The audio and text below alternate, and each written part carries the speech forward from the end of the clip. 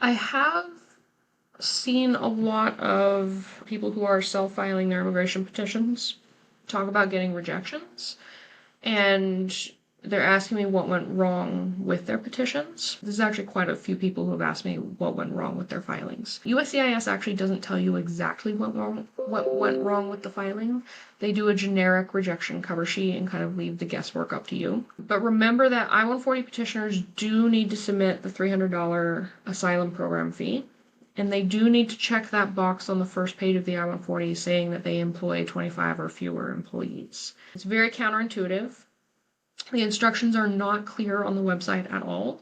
They're actually only clear in an FAQ that USCIS released about its fee changes. And it's frustrating, but the FAQ would really only be looked at by attorneys or by people who file a large number of these applications. So I think USCIS is making its tools less accessible in a way. On the one hand, it's trying to push attorneys out by making its online accounts very difficult for attorneys to use.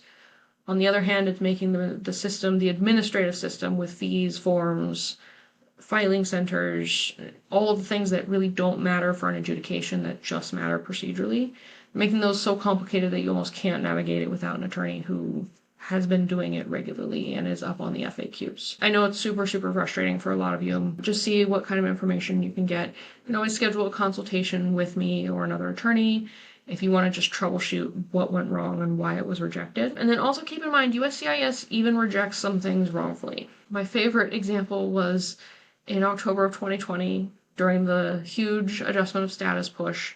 They rejected one of my cases because they said that my client, who was the CEO of a mid-sized tech company from Britain, from the United Kingdom, hadn't proven that he was here for at least a year on refugee status.